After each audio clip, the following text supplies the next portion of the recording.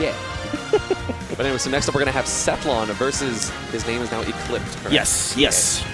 Does he still play Greninja? Yeah, he does. Still with the Greninja, so we're going to have an interesting fire versus water matchup here. A little bit of is it, right? I think we don't have to make any introductions for the boy Sethlon. I already see the Roy's our boy chats. We're starting it up. I see y'all. They're ready. Greninja's so good in this game. Actually, like, probably one of the more buffed characters, ironically. Like, it doesn't seem like it would be. Yeah. But, like, dash attack, so much better. Up air, somehow better, even though the move is already amazing. Up smash actually connects now. Shadow Sneak is, like, low-key, like, broken. Yeah. It's not as broken like it was in Smash 4, where, like, the hit stun thing. But, like, it kills so early for some reason. I feel like they just gave this character the overhaul. They gave him the works. Everything that you really needed the first time. Which, I mean, hey, if hashtag Nerf Greninja, or better Nerf Greninja was the thing, it's like, okay, Boston, that's fine. Well, it makes the game ultimately more fun at the end of the day. Ultimately? Yeah. You caught me. You caught me. When the power levels are at a level where you enjoy playing your character, you can do cool stuff, and the interactions are so fun to deal with. Sure. Now that's what makes Ultimate so great, is that everyone feels good for the most part. Roy's down tilt is mad safe on kill. That is ridiculous. That's such a good move. The one problem with Greninja is he doesn't really deal with pressure in front of him very well. Because his grab is one of the slowest in the game. Like, slowest non-tether, I think. You know, obviously dropping shield is really slow. So, like, drop shield down tilt isn't a viable option unless you're going to parry.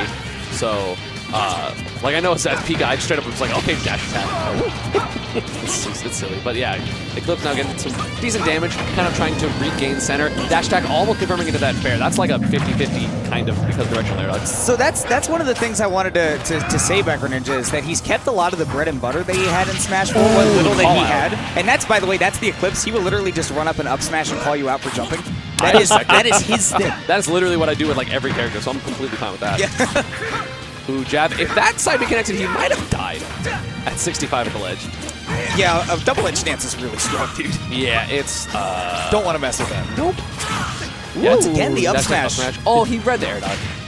Nair, up smash. Also, I feel like they cleaned up the animation for all of Greninja's water moves, because now you can actually see the shuriken on like the up smash and the forward air and things like that, when you could have before. Down tilt, up smash, that is so much easier. Down tilt, why'd they move? That move was already good. He does it a lot, really consistently from the previous matches we've seen him too. Yeah, it's just a go-to, especially with how you when you're using your dash. Yeah, it's really nuts for the range that you can get at. All right, taking control of stage with those shurikens. He's gonna edge guard. Oh, no jump. Yo. That's all sorties have to just be weary of that entirely.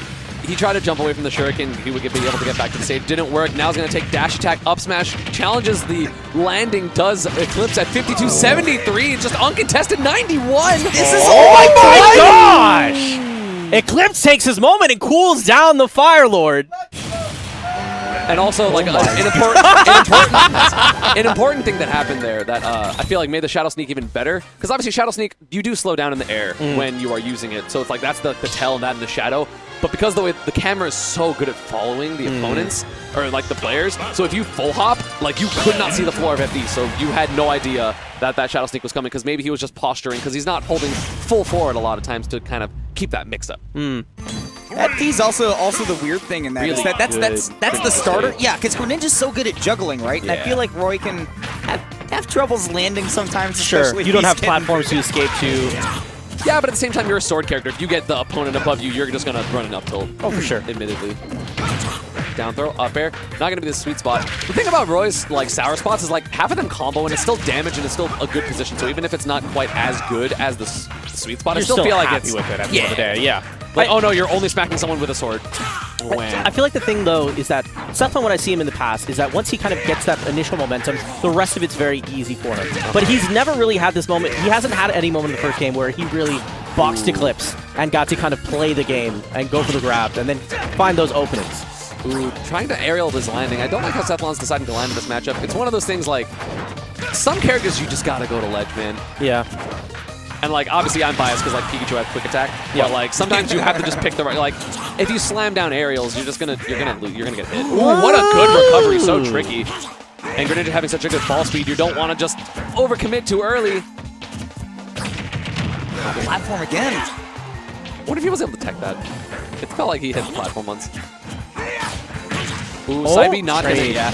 Ooh, punishing the landing lag. I don't know if Sethlon wanted to tech on the platform because he looked kind of unhappy. Don't know if that was because of the decision or just slightly different expectations. Another up you're gonna whiff. The Blazer not making that outfit look better. No.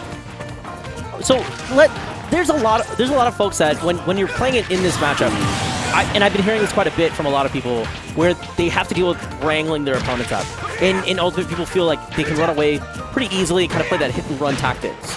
Particularly when it comes to sorties. Do you have any advice for people that are kind of struggling with people that are running away from them so much? Running away from the sorties? Yeah. Like as a sortie mate. Yeah.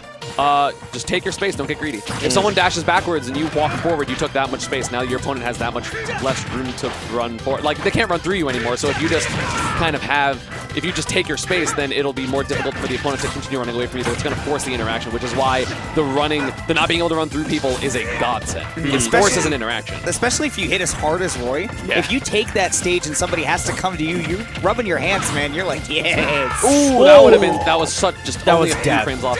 It's kind of sad that you can't tell how many frames off someone is if it's like a power shield or something, because it's just like, oh, it was a shield and we don't know.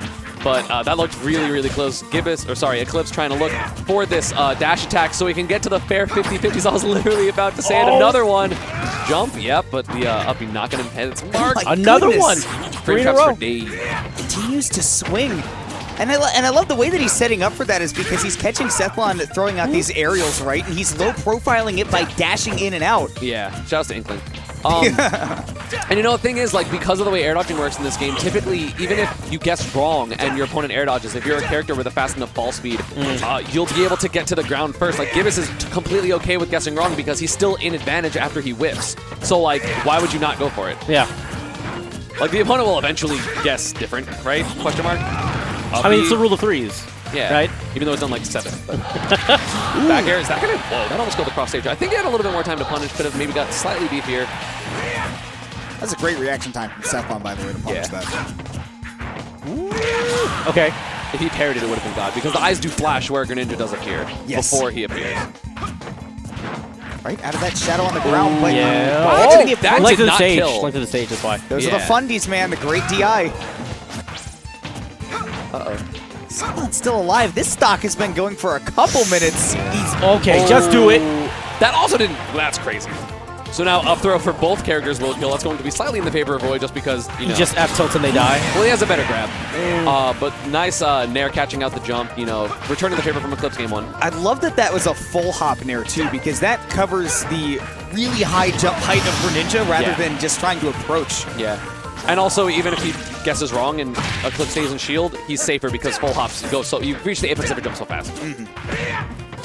Okay, 52, slight lead for Sethlon right now, but Eclipse with the momentum. Now Sethlon taking it back. Grab, up throw, upper should be a second one. That sliding forward tilt actually made it worse for Sethlon because he went right into Eclipse's grab range. Just a tip though, not a ton of damage.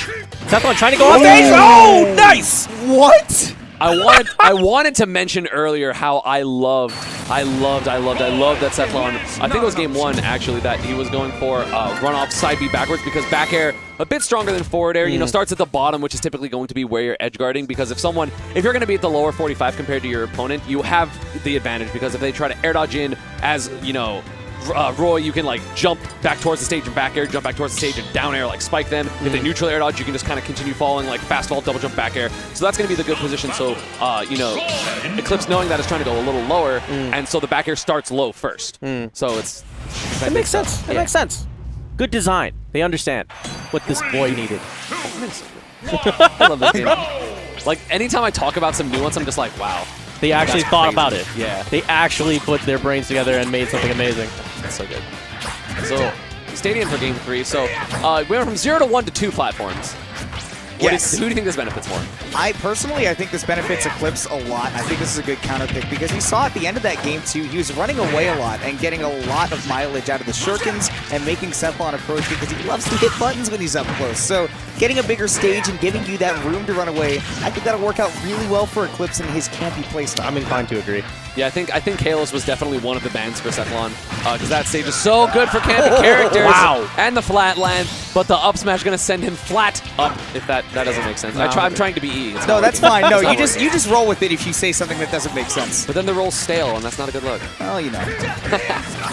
Who went for the fourth variant of the side B. I forget what it's called. Double edge dance?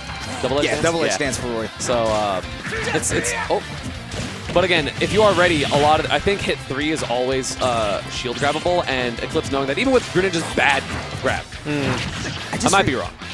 I just realized, by the way, that Eclipse is playing a lot near center stage. Not by the Why? Plano. Oh my god, hold on a second. He can Just pick go up to an edge guard. ledge!